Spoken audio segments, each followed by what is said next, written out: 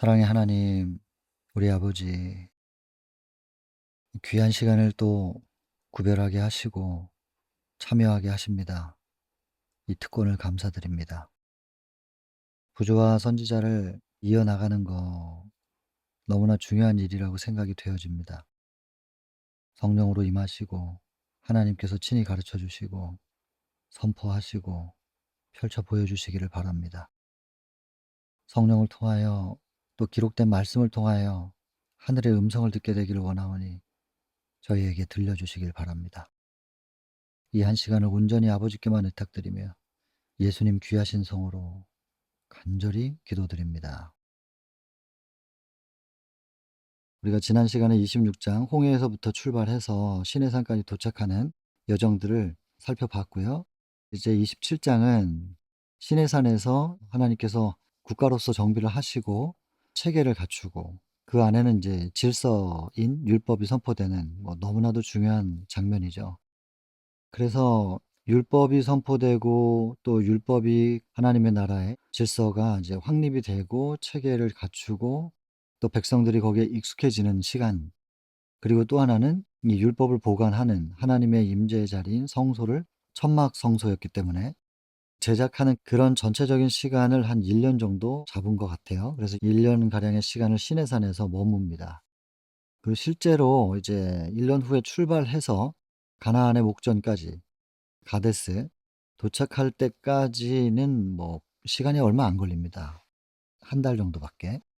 그래서 그 가까운 거리인데 지금 바로 그렇게 들어가지 않고 시내산에 머물면서 국가의 체제를 잡는 그 장면이죠. 그래서 이 부분이 너무너무 중요합니다. 그 시내산에서 머무는 그 1 년이라는 시간 동안.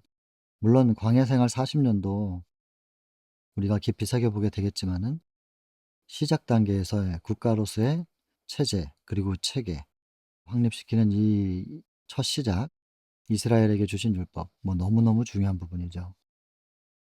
이 챕터는 문단을 나누면 한 54개 정도로 나눠집니다. 좀 깁니다.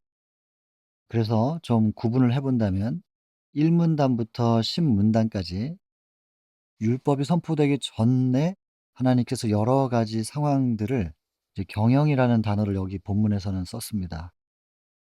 굉장히 엄숙한 분위기를 만들죠. 그래서 첫 단계는 율법이 필요한가 아닌가.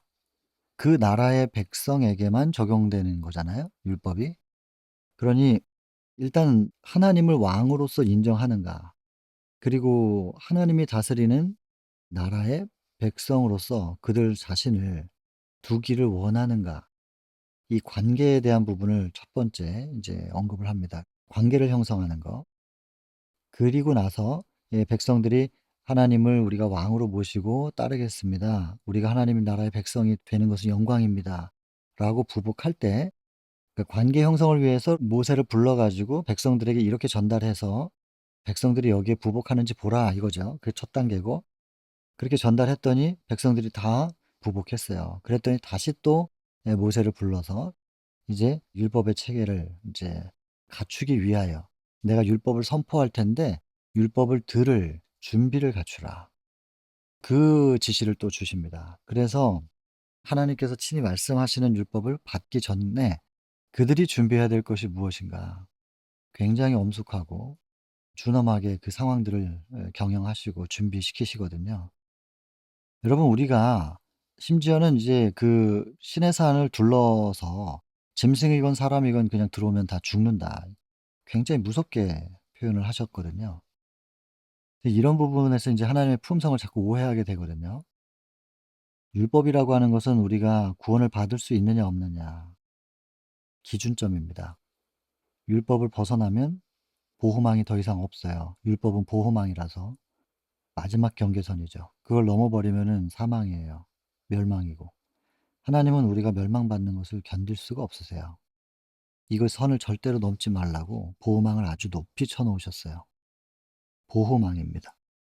그리고 빛과 어둠은 공존할 수가 없기 때문에 율법 안에 있을 때는 이제 빛을 감당할 수 있도록 예수께서 준비시킬 수 있는 범위 안에 있는 것이고, 율법 바깥으로 넘어가면은 그들이 선택해서 넘으면 그들은 하나님께서 가까이 가시면 존재할 수가 없어요. 그냥 소멸돼 버리죠.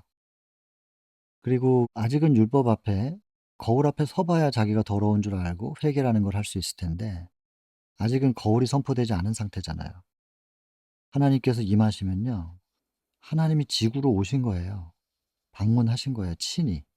감당할 수 없는 겁니다. 그러니까 다 가리죠 흑암으로. 마치 예수님이 십자가에서 못 박히셨을 때 검은 구름으로 가리워서 하나님의 임재가 거기 계셨는데 예수님이 못 느끼게 하신 것처럼 인간이셨던 예수, 모든 인류의 죄가 다 씌워진 그 죄를 짊어지신 예수, 그 예수님이 하나님의 임재를 감당 못합니다.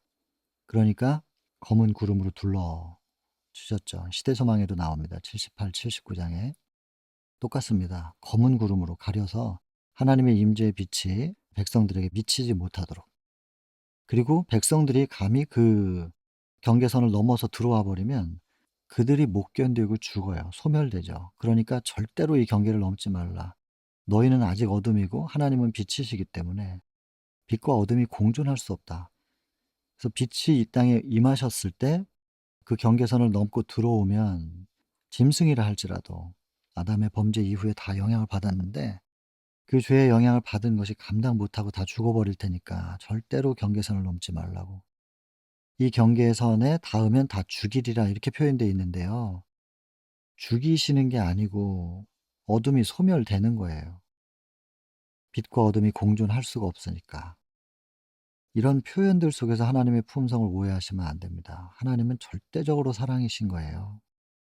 여기 본문에도 나와요. 이렇게 무섭게 표현을 쭉 해놓고 하나님은 사랑이시다. 백성들이 율법을 받고 모세에게 부탁하는 거야. 하나님께서 우리에게 직접 말씀하시게 하지 말라고. 우리 견딜 수가 없다고.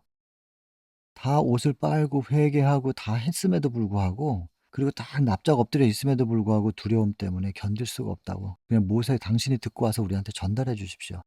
이렇게 말할 만큼 빛과 어둠 사이에 간극은 크다는 것이죠.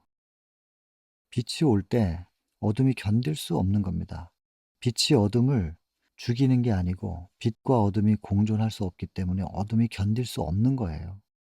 그리고 그 선을 넘으면 소멸될까 봐 어둠을 품고 있는 그 백성들이 소멸될까 봐 경고하신 거거든요. 넘지 말라고. 넘으면 죽는다. 아직은 준비되어 있지 않다. 여러분 이런 의미로 받으셔야 됩니다. 굉장히 엄숙하게 왜냐하면 죽을까 봐. 내 자식이 부주의해서 죽을까 봐 엄숙하게. 여러분 경계를 왜 두시겠냔 말이에요 하나님께서. 그리고 그거 경계 넘지 말라고 왜 이렇게 엄격하게 말씀하시냔 말이에요. 분위기가 되게 무서워요 이 장면을 보면. 부주의하다가 경솔하게 움직이다가 내 자식 상처 입을까 봐 엄격하게 말씀하시는 거예요 무서운 표정으로. 굉장히 엄숙하게 지금 말씀하고 계시는 건데 이걸 가지고 하나님의 품성과 하나님의 형상을 오해하면 안 된다니까요. 이게 부모님과 나와의 관계만 생각해 봐도 하나님과 우리와의 관계를 생각할 때 적용할 게 많고 부모님의 사랑보다 비교할 수 없는 사랑으로 하나님께서 우리를 보고 계시는데도 불구하고 이 땅에서의 이 가장 큰 사랑이 부모님 사랑이라고 하는데 그 사랑보다도 못하게 하나님을 평가해요 우리가. 그리고 자꾸 엉뚱하게 오해를 한단 말이죠. 그렇게 보시면 안 된다는 거. 내용을 천천히 사랑으로 보시면 다 사랑으로 보일 거예요. 왜 이렇게 엄하게 말씀하시는지. 중심을 믿어 드려야 될 겁니다. 우리 중심을 알아들여야 될 것이고 하나님이 참 외로우시거든요. 그러나 여러분 분명히 기억하십시오. 빛과 어둠이 공존 못합니다. 우리가 어둠 가운데 계속 있으면 죄를 계속 손에 쥐고 있으면 결국엔 우리는 멸망당할 수밖에 없습니다. 회개해야 되고 분리돼야 됩니다. 자기 백성을 저희들의 죄로부터 구원해낼 자, 구원이신 예수님 붙잡고 예수님 안에 담겨 있는 복음의 능력, 그 능력을 받아들여 믿어 그 말이죠. 믿음으로 받아들여 그 복음의 능력을 경험해야 됩니다. 죄로부터 우리가 정말로 분리될 수 있는지에 대한 경험을 해야 됩니다. 하늘을 소망하면서 죄와 분리가 돼야 되는 거죠. 복음의 능력을 받아들여서. 정로의 계단 3 장입니다. 회개. 그 챕터를 보면 하나님은 사랑이시라서 결국엔 다 구원해 주실 거야. 이런 착각을 하지 말라는 것입니다. 그런 사람 하늘에 데려다 놓으면 행복할 수가 없대요. 죄는 하나님과 가까이 하길 싫어하거든요. 피하려고 하거든요. 하늘에 데려다 놔도 행복하지 못할 것이다. 그들의 선택이다. 그래서 결국에는 멸망을 받는다는 것이죠. 하나님께서 멸망시키는 분이 아니고 빛과 어둠이 공존 못합니다. 하나님이 우리를 그렇게 사랑하시지만 빛이신 그분께서 우리를 사랑하셔서 우리를 안고 싶으셔서 딱 품으시면 우리는 다 소멸돼 버려요, 어둠이라서.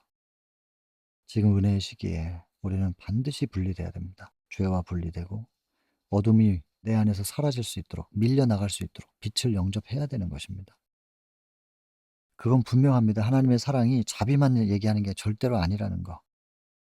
하나님의 공의는 빛과 어둠이 공존할 수 없음을 가슴 아프게 우리에게 말씀하고 계십니다. 호소하고 계시는 거예요.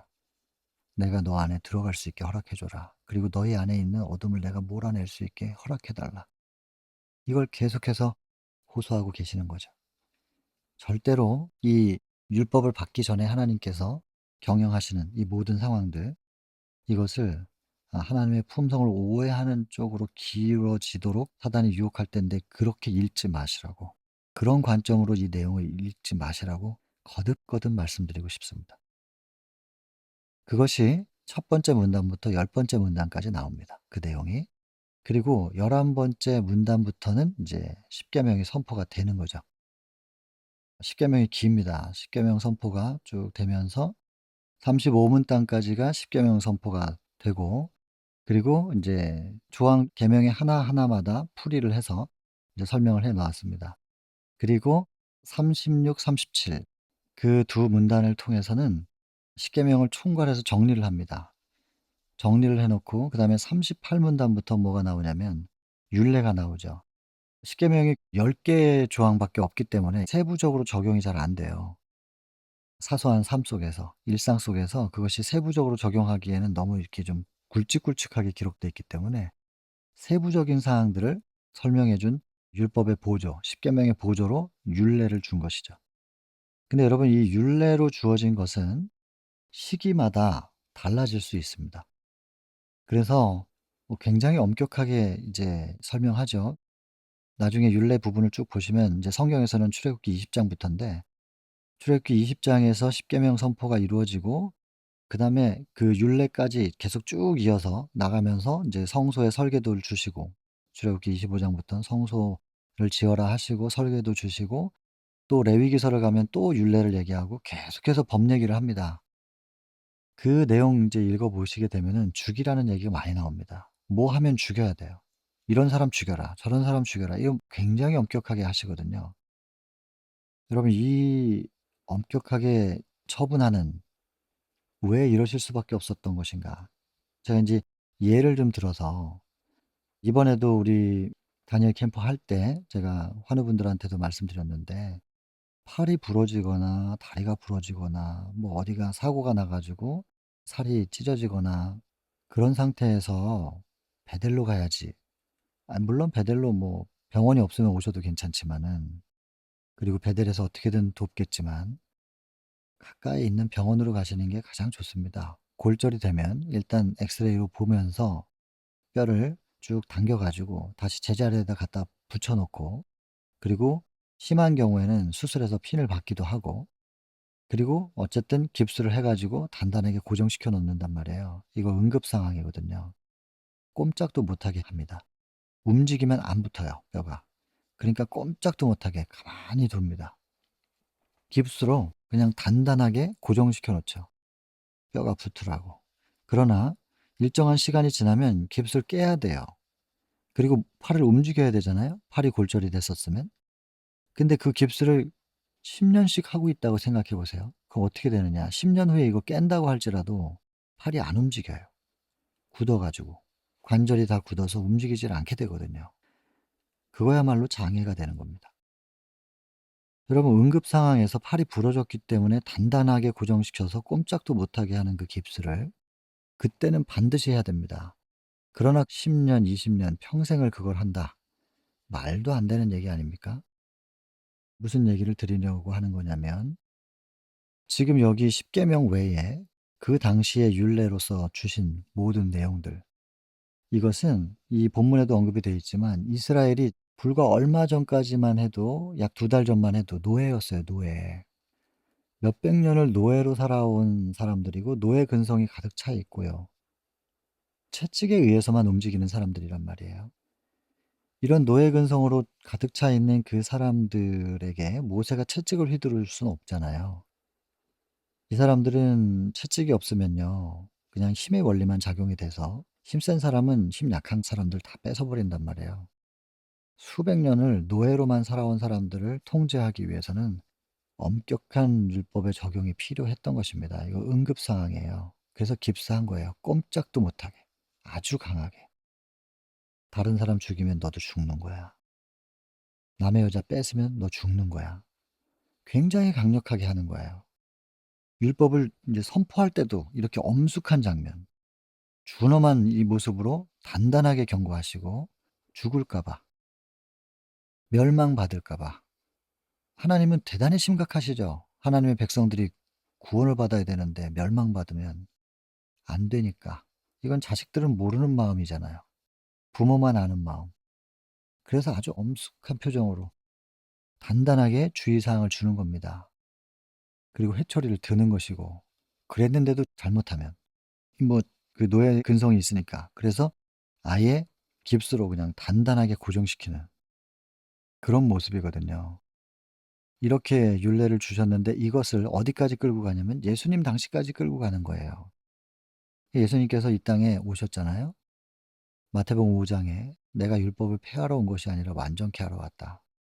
하나님께서 주신 율법의 진짜 의미가 무엇인지 너희들이 그걸 다 잃어버리고 그냥 껍데기만 지켜 갖고 오는 거예요. 그러니까 가늠하다 현장에서 잡혀온 여인 요한복음 8 장에 보면 던져 놓고 "이런 여자 모세는 돌로 치라 그랬는데요. 어떻게 할까요?" 그렇게 적용이 되는 게 아닌데 "죄 없는 자가 쳐." 하시고 "나도 너를 정죄하지 않겠다." 요한복음 8 장이죠. 10 절 11절 읽으시면 예수님도 정죄를 안 한다 그랬는데 우리가 사람을 정죄할 수는 없지 않습니까?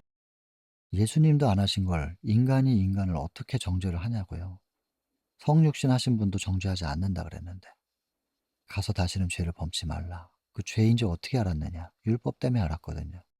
율법은 정죄의 도구가 아니라 그렇게 행동하는 것이 죄인지 아닌지를 알게 해주는 기준점이 되는 거죠. 율법의 기능은 죄를 분명하게 드러내주는 기준점이고 거울과 같은 것이면서 동시에 보호망입니다. 깜빡 졸다가 절벽으로 떨어질까 봐 보호하는 가드레일 같은 거. 율법의 기능은 그것입니다. 율법이 존재해야 되는 이유가 그것이고 하나님께서 우리에게 율법을 주신 이유가 그겁니다. 정죄하라고 준 게 아닙니다. 그것으로 사람들 때리라고 준 게 아닙니다. 상처 입히라고 준 게 아닙니다. 율법 속엔 전체가 다 그냥 사랑입니다. 하나님의 가슴 절절한 사랑이 담겨 있습니다. 이스라엘에게 주신 율법, 이 챕터를 통해서 그 사랑을 충만히 느끼시게 돼야 되는 거죠. 혹시 이 내용을 예습하실 때, 먼저 쭉 읽어보셨을 때 이런 사랑이 충만함을 느껴보셨나요?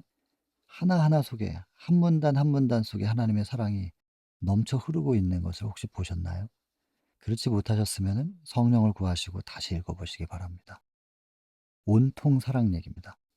너무나 사랑해서 너무나 엄격하게 죽을까 봐 너무나 진지하고 심각하게 말씀하고 계시는 겁니다. 자식 잃을까 봐. 그리고 노예 생활하면서 이미 팔 부러진 상태거든요. 단절돼 있는 상태. 이거 다시 붙이려면 깁스해야 되니까 굉장히 엄격하게 단단하게 꼼짝도 못하게 고정시키고 있는 겁니다. 율례는 이 시대에 적용되는 것이고 시대가 바뀌고 환경이 바뀌면 율례는 변형될 수 있는 부분이었습니다. 그래서 마태복음 5 장에서 계속 연결해서 말씀드리면 17 절부터 "율법을 내가 폐하러 온 것이 아니라 완전케 하러 왔다." 하면서 하신 말씀, "율법의 1.1획이라도 천지가 없어지기 전에는 없어지지 않는다." 여기서 말씀하신 없어지지 않는 율법 10 계명이죠. 그게 기준이에요. 이것을 각 시대별로 적용할 때는 율례로 그 시대에는 이렇게 적용할 수 있는 거고 그 시내산 앞에서는 오늘날은 이 율례를 달리 적용시켜도 큰 문제는 없을 겁니다. 그러나 그대로 적용시켜도 무리가 없는 것은 그대로 적용시키는 것이고 똑같이 적용시킬 수 없죠. 오늘날에 심지어 인간의 법으로도 사형은 그렇게 잘 선포를 안 하거든요. 근데 무조건 "가늠하면 죽이겠다." 뭐 이렇게는 아니란 말이에요, 적용이. 왜 이렇게 강하게 적용했는지에 대한 이유를 기억해야 된다는 것입니다. 그러나 여러분, 십계명도 변할까요? 십계명이 에덴에서는 선악과였어요. 에덴에서는 살인, 간음 뭐 이런 거 없어요. 그런 거 하지 말라는 게 없어요. 그런 거 알지도 못하니까. 선악과가 십계명이었어요. 하나님과의 관계를 놓느냐, 거부하느냐, 아니면 유지하기를 원하느냐. 그 표죠. 관계 문제거든요, 관계. 선악과는. 하나님께서 창조를 하셨고 사랑의 속성대로 창조하셨는데 사랑의 대상을 만드신 거예요. 그러나 창조되어진 피조물인 아담과 하와는 창조되기로 선택한 적이 없어요. 존재하기로 선택한 적이 없기 때문에 하나님께서 창조하신 상태로 계속 살 것인지 아니면 존재하기 전 상태로 돌아갈 것인지를 선택할 수 있는 자유가 주어져 있어야 그게 진짜 사랑입니다. 내가 창조했으니까 무조건 살아. 내가 널 사랑하니까 너도 날 무조건 사랑해야 돼. 이게 아니란 말이죠. 그건 사랑이 아니죠. 하나님은 그런 분이 아니니까. 그 표로 그들에게 선택할 수 있도록 주신 것이 선악과. 율법도 중심의 의미는 똑같습니다. 하나님과의 관계, 믿음의 관계, 사랑의 관계. 너무 감사합니다. 나를 창조해 주셔서. 이것을 계속 유지하고 싶다면 율법 붙잡고 살면 되는 것이고, 그걸 거부하고 싶으면, 원래 자리인 흙으로 돌아가고 싶으면 그냥 놓으면 됩니다. 율법 바깥으로 그냥 나가면 되는 겁니다. 그건 우리가 선택하는 거지 하나님이 심판해서 죽이고 그러는 게 아닙니다. 에덴에서는 선악과, 구약에서는 십계명과 율례, 그리고 신약으로 넘어오면서 십계명 속에 담겨 있는 진짜 의미, 과거의 율례와 규례 같은 것들을 교정시키시고 예수께서 십자가의 참된 의미가 뭔지 올리신 거예요. 높여주신 거죠. 그리고 요한복음 13장에 내가 너에게 새 계명을 줄 텐데 너희는 서로 사랑하라. 내가 너희를 사랑하는 것 같이 내가 너희에게 준 사랑으로 너희는 서로 사랑을 하라. 너희가 내가 준 사랑으로 서로 나누어서 사랑을 하고 사랑하는 모습을 보면 모든 사람들이 너희가 그리스도의 제자, 나의 제자인 줄을 알 것이다. 참 율법을 가진 사람이 사랑으로 증거하면 저 사람들이 진짜구나. 진짜 하나님의 자녀고 백성이고 그리스도의 제자구나. 이렇게 인정받게 된다는 거죠. 그냥 처음부터 끝까지 사랑인데 노예 생활하던 사람들에게는 이렇게 좀 엄격하게 표현이 된 것입니다. 그리고 하늘에 가면 십계명이 있을 것인가? 없습니다. 없어지지 않는다 그랬잖아요. 마태복음 5장에. 조건이 있죠. 천지가 없어지기 전에는. 천지가 없어지지 않는다면 십계명도 없어지지 않는다. 그러나 예수님 재림하시면 천지 없어지잖아요. 하늘이 말리고 땅이 말리고 다 없어져요. 그리고 우리가 하늘로 올라가요. 살인하지 말라, 간음하지 말라 이런 거 없지요. 우상 숭배하지 말라 이런 계명 있을 필요가 없지요. 천지가 없어졌거든요. 하늘에 가면 십계명이 또 없어져요. 그러나 율법은 있을 거예요. 율법은 있지만 마치 에덴에서 선악과가 있던 것처럼 다른 형태로 있을 겁니다. 그러니 여러분, 율법을 모양에다가 국한시켜서 생각해서는 안 된다는 것입니다. 에덴에서는 선악과, 십계명의 상태, 율례이기도 했다가 나중에 그 본질을 사랑으로 표현하시고 그리고 하늘에 우리가 올라가면 또 다른 율법이 있을 거니까 절대로 율법을 정형화시켜서는 안 됩니다. 획일화시켜서도 안 되고. 그럼 율법의 개념을 이렇게 좀 이해하시면 좋겠습니다. 그래서 율례의 선포가 44문단까지 나오고 45문단에서는 이 율법과 율례까지 이제 다 이루어진 이런 상태에서 하나님께서 당신의 사자를 보내셨다고 나오는데 이제 그리스도를 얘기하는 거죠. 표상하는 구름 기둥과 불 기둥의 인도를 따라 그들이 이제 이동을 하게 되는데 결국 그게 예수님께서 하나님과 우리 백성 사이에서 이제 인도자가 되실 것이다. 그리고 눈에 보이는 사람으로는 이제 모세가 또 예수님을 표상하긴 하는데 예수님이 언급이 됩니다. 그렇게 예수님이 언급이 되고 나서 그리고 이제 다시 모세를 불러 들이시죠. 그리고는 친히 선포하셨던 그 계명을 돌판에다가 새겨 주세요, 친수로. 그리고 이 율법을 보관할 수 있는 성소를 지으라고 하시고 율법을 보관한 그 위에 딱 인제 쉬운 자가 놓여지면 하나님의 임재는 거기에 임하시는 거예요. 그래서 우리하고 하나님과 함께 계실 수 있도록 성소를 지으라고 말씀하시고 성소에 대한 설계도를 쭉 주시는 것입니다. 예, 그렇게 하면서 이제 이 챕터가 좀 마무리가 되는 거죠. 그래서 요약이 이렇게 됩니다. 마지막 문단 이스라엘 백성들은 신성한 임무가 뭐냐? 이 율법을 보존하는 율법의 수호자로 삼기 위하여 이 백성을 구별하신 것이고, 근데 여러분 이 율법의 수호자와 그분 자신에 관한 지식을 보존하고자 하였다. 이게 굉장히 의미심장하지 않습니까? 율법을 보존한다는 것이 곧 그분에 관한 지식을 보존한다는 것이다. 율법 자체가 그분이다. 그분이 어떤 분인지 율법 속에 다 담겨 있다. 사랑인 거죠. 이것을 보존하고 전파하라고 이스라엘 백성들을 세우셨다는 것이죠. 만일 이 백성들이 잘 이렇게 준수했다면 하나님은 그들의 방패가 되고, 그리고 높이 들어야 이 율법에 담겨 있는 빛이 다 전파될 수 있으니까 높이 높이 들어 올리시겠다는 거죠. 그래서 강대한 나라가 되게 하시고, 그래서 어떤 우상 숭배보다 훨씬 우수하다는 것을 나타내 보여주는 표본이 될 것이다. 이 이스라엘을 통하여 하나님이 어떤 분인지를 드러내시는 그 역할을 하게 되는 백성, 그 나라가 또 교회가 되는 거죠. 오늘날 하나님께서 우리에게 이것을 기대하실 거예요. 참 율법을 이해하고 율법 속에 담겨 있는 하나님의 사랑이 무엇인지를 분명히 이해하고, 하나님이 이런 분이구나. 율법의 수호자, 하나님의 관한 지식의 보존, 하나님이 어떤 분인지를 아는 이런 교회를 하나님께서 기다리실 거예요. 과거 이스라엘에게 이렇게 하나님을 알 수 있도록 기회를 주셨는데, 시작은 이렇게 했는데 금방 뭐 또 우상 숭배하고 망가져 버려서 나중에 예수님께서 오시고 제자들과 함께 새로운 시작, 이제 촛대가 옮겨지는 얘기인데, 오늘날 우리는 지금 어디에 있는가? 이스라엘 백성의 모습으로 여전히 있는가? 아니면 사명받은 교회, 초대교회와 같은 그런 자리에 있는가? 여러분, 우리는 초대교회가 그 당시에 목숨을 걸고 기별을 전했던 것처럼 목숨 걸어야죠. 수천 년 동안 해왔던 피의 제사 의미 없다. 피의 제물이 이제 필요 없으니까 그 제사를 드리는 성전도 필요 없다. 건축물 이제 무용지물이다. 의미 없다. 십자가에 못 박혀 죽은 예수가 그리스도셨고 메시아로서 사명 끝냈고 이분이 이제 성소에 올라가셨다. 그래서 우리의 죄는 양의 피를 흘려서 사함받는 게 아니라 하늘 성소로 그냥 기도해서 올리면 되는 거다. 이스라엘 국가 체제 전체를 지금 뒤흔드는 얘기를 하는 거거든요, 초대교회가. 그러니까 죽이겠다고 덤벼들죠. 유대교는 지금도, 이스라엘은 지금도 기독교 인정 안 하잖아요. 그리고 다 순교당했죠. 요한 빼고는. 여러분, 지금 우리가 우리에게 오늘날 주어진 현대기별이 뭔지 이해하고 그 현대기별을 들기 시작하면 꽤 오랜 시간 동안 교회의 체제를 유지했었던 그것과 다른 현대기별이 외쳐질 수 있습니다. 그렇게 될 겁니다. 그러면 기존 교회들은 현대기별을 향하여 돌 던지게 되겠죠.